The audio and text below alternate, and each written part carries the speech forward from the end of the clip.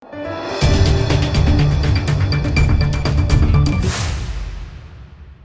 દર્શક મિત્રો, આપ જોઈ રહ્યા છો લોકમૈત્રી ન્યૂઝ. હું છું એન્કર અર્પિતા પટેલ. હવે જોઈએ અગત્યના સમાચાર.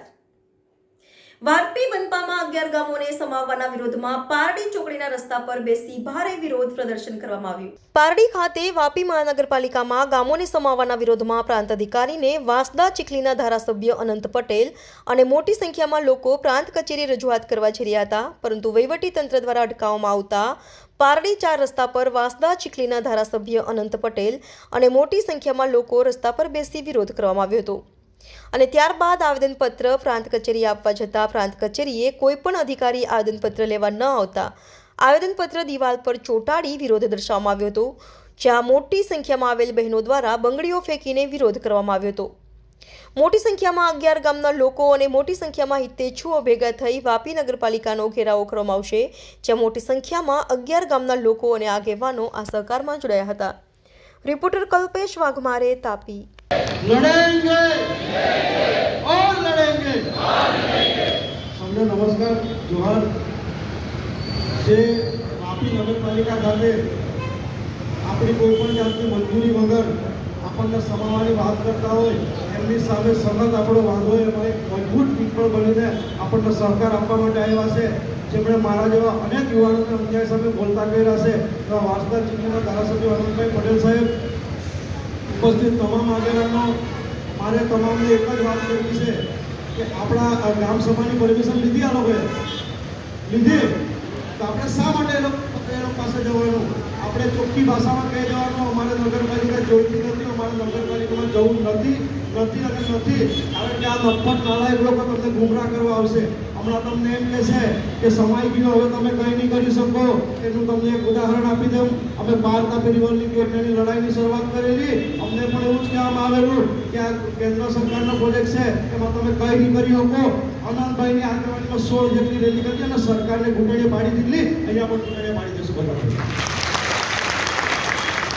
આજ અનંતભાઈ અમારા ધરમપુરમાં લડેલો વિદ્યાર્થીઓના ટેબ્લેટના પ્રશ્ન માટે, ત્યારે અમને પણ એમ જ કીધું કે 2019માં ભરેલા પૈસા તમને પાછા નહીં મળે.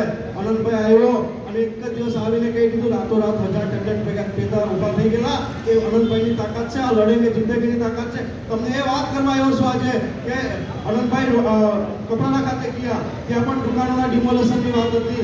એક જ દિવસ જઈને ગયા, એવા એક પણ દુકાન તોડી ને તો શરૂઆત પાર્ટીથી કરજો. આજની તારીખે તમામ આપણા લોકોની દુકાન ઊભી છે. વાત કરે છે એ લોકો પરમિશનની, પરંતુ અમે તો પરમિશન લેતા જ નથી. 5મી અનુસૂચિ વિસ્તારમાં અમારે કોઈની પરમિશન લેવાની હોતી નથી. અમે તો આ વહીવટી તંત્રને કહી દઈએ છે, તમને અમારા વિસ્તારમાં આવવાનું હોય ને તો અમારી પરમિશન લઈને આવજો, બાકી અમને તમારી પણ જરૂર નથી. અમુક અધિકારીઓ સત્તામાં બેઠેલ લોકોને સર આપણને હેરાન કરે છે, પરમિશન નથી આપતા. પણ એ લોકોને કેમ શું? સત્તા કોઈની કાયમ ટકેલી રહી નથી. સત્તાના બેઠા લોકોના અધિકારીઓના ઈશારા અમને હેરાન કરવાનું બંધ કરજો, અમારા લોકોને હેરાન કરવાનું બંધ કરજો. બાકી જે દિવસે અમારો માણસ સત્તામાં આવશે ને તે દિવસે તમારો બી મોર બોલાવી દેશું. એ વાત આજે આ લડાઈ તો આપણે જીતીશું. હું તો આનંદભાઈને વિનંતી કરું છું, સાહેબ ક્યાં સુધી લડ્યા કરવાના? એક તારીખ આપી દો. ઉમરગામથી અંબાજી સુધી તમામ લોકો ભેગા થઈને વાપી નગરપાલિકા ઘેરાવો કરવાનો એક આહવાન કરજો. એના માટે તો આનંદભાઈને વિનંતી કરું છું. તમામને એક જ વિનંતી કરવા આવ્યો છું, આ લડાઈ તો આપણે જીતીશું અને જીતીશું. પરંતુ જ્યારે પણ આપણે આ લડાઈ જીતી જશું, અન્ય કોઈ પણ જગ્યાએ કોઈને પણ અન્યાય થાય, અમે કોઈને ટેલિફોન ફોન નથી કરતા, પણ કોઈને પણ ખબર પડે તો ત્યાં તમામે પહોંચવાનું હોય છે. બાકી અન્યાય હશે ને તો હંમેશા તાકાતથી બોલીશું. અને મોત કાલ આવતો હોય તો આજ આવે, કલ્પેશ પટેલને ફરક નથી પડતો. અન્યાય હશે ને તો તાકાતથી બોલીશું. લોકમૈત્રી ન્યૂઝ સાથે જોડાયેલા રહેવા અમારા YouTube ચેનલને સબસ્ક્રાઇબ કરી ફેસબુક અને ઇન્સ્ટાગ્રામ પેજને લાઇક અને શેર કરો.